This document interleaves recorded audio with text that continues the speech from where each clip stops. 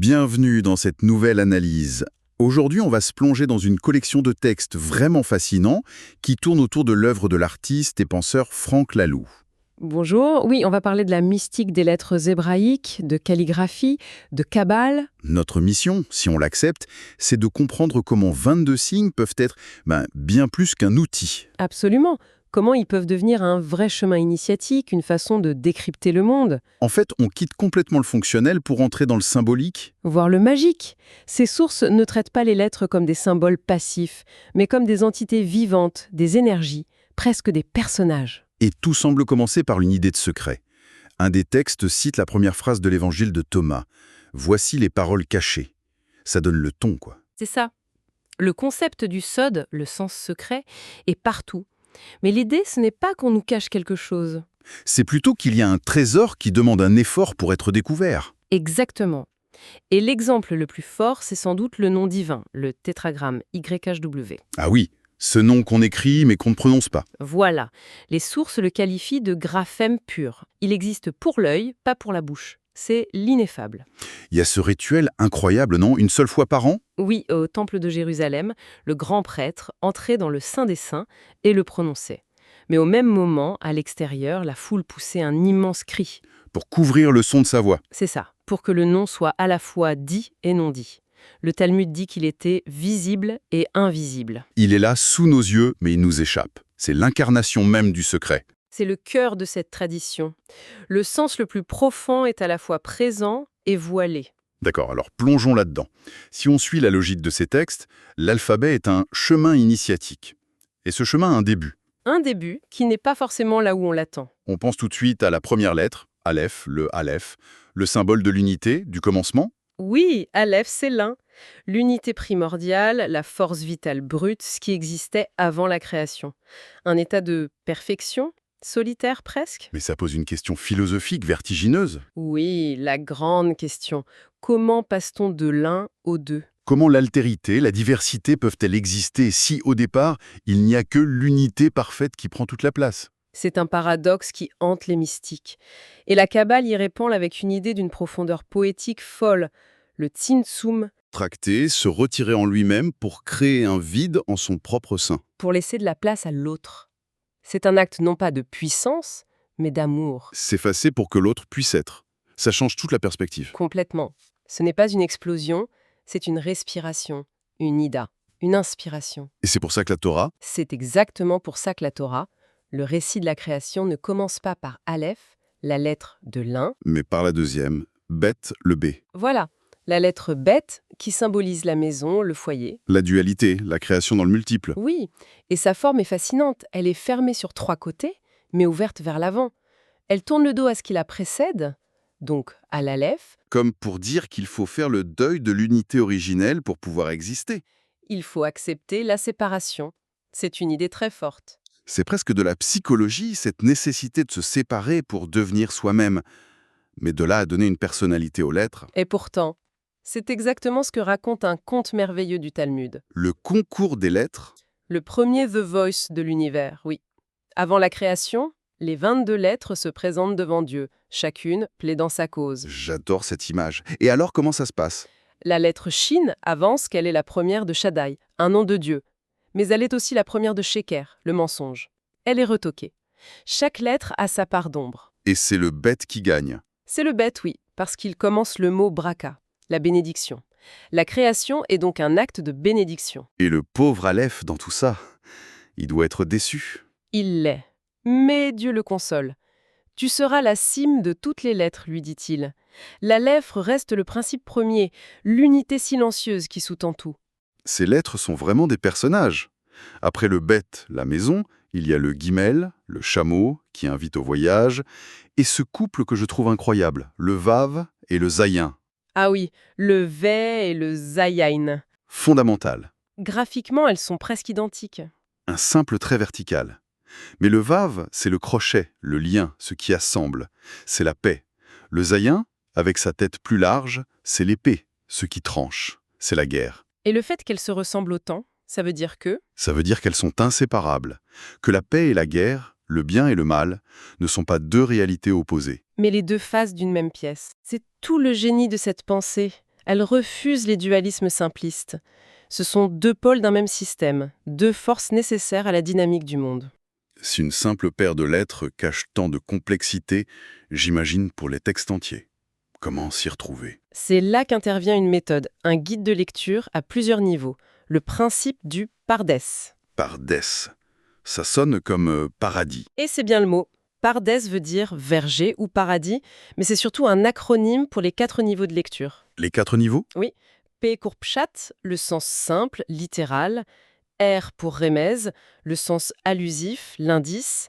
D pour drash, l'interprétation allégorique. Et enfin S pour sod. Le fameux sens secret, mystique. C'est ça. C'est une invitation à ne jamais s'arrêter à la surface. Mais ce niveau sod, le sens secret, ça sonne un peu dangereux, non? Comme si on pouvait s'y perdre. Le danger est bien réel. Il y a une allégorie célèbre et assez glaçante dans le Talmud qui en parle. L'histoire des 4 rabbins qui sont entrés dans le Pardes? Exactement. Le verger de la connaissance ultime. Et le bilan est terrible. Que leur est-il arrivé? Un seul en est sorti indemne. Le premier, Ben Azaï, a regardé et en est mort sur le coup, foudroyé. Mon Dieu. Le deuxième, Ben Zoma, est devenu fou. Le troisième, Elisha Ben Abouya, a renié sa foi. On le surnomme l'autre depuis. C'est terrifiant. Et le 4e, Rabbi Akiva. Qu'est-ce qu'il a sauvé, lui? Qu'est-ce qu'il avait de différent? C'est la question clé. Les textes suggèrent que ce qu'il a protégé, c'est son ancrage dans la communauté, son amour pour les autres. Il n'a pas séparé sa quête du ciel de l'amour de la terre. C'est ça. Sa quête n'était pas purement intellectuelle, comme pour les deux premiers. Elle était incarnée, reliée à la vie concrète, à la relation. Donc la spiritualité, si elle n'est pas incarnée, peut être destructrice. Elle peut vous consumer. Et c'est là que le geste physique, l'art, entre en jeu. L'art du sopher, le scribe. Précisément. Ce n'est pas une simple esthétique, c'est un acte spirituel, une méditation en mouvement. Il y a une image kabbalistique magnifique pour ça, le feu noir sur du feu blanc. C'est très poétique. Mais qu'est-ce que ça veut dire concrètement? L'encre noire, le feu noir, c'est le texte visible. Mais ce feu noir ne fait que révéler le sens qui est caché dans le blanc du parchemin. Le feu blanc. Le silence, l'invisible. L'infini des possibles. Le sens n'est pas seulement dans les lettres, mais aussi dans l'espace entre elles. Et le calligraphe, par son geste, son souffle, fait advenir une forme depuis cet infini. On passe de l'intellect au geste. Et on peut aller encore plus loin. Faire de tout le corps un instrument. C'est une idée qui a été poussée à son paroxysme par Franck Laloux et la chorégraphe Tina Bozzi. Ils ont créé la Teima. La teima. Qu'est-ce que c'est? On pourrait dire une sorte de yoga ou de tai chi des lettres hébraïques. Un yoga des lettres? Comment ça fonctionne? Ça se base sur un texte très ancien, le Sefer Yetzira, qui explique que chaque lettre est en résonance avec une partie du corps, une planète, un élément. Ah oui, par exemple. La lettre Aleph, le souffle primordial, est liée aux poumons et à l'air. La lettre Shin, le Shin, dont la forme évoque une dent ou une flamme, est liée à la tête et au feu. Donc, la teima, c'est une série de mouvements qui incarnent l'énergie de chaque lettre. Exactement. 22 chorégraphies. La spiritualité n'est plus une idée abstraite, elle devient une expérience vécue dans la chair. Le corps devient un microcosme qui dialogue avec le macrocosme. Cette idée d'incarner et d'intégrer toutes les parties de soi. J'imagine que ça s'applique aussi à nos relations avec les autres et même avec nous-mêmes. C'est la suite logique. Et une métaphore très connue l'illustre parfaitement, celle des 4 frères du repas de la Pâque juive.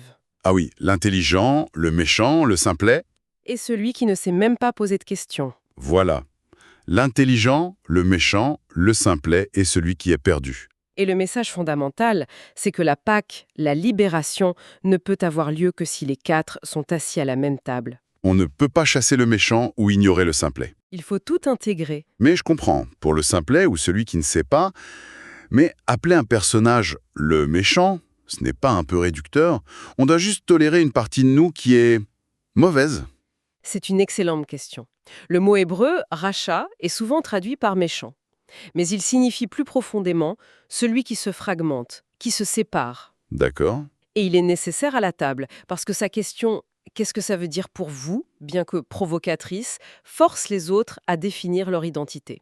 Le sage n'existe que parce que le rachat le met au défi. Il faut donc intégrer cette force de séparation, de questionnement radical qui est en nous. C'est ça. La véritable libération, c'est d'accepter cette complexité, de réunir tous nos frères intérieurs à la même table. C'est un voyage incroyable. On est parti d'un secret, d'un nom imprononçable.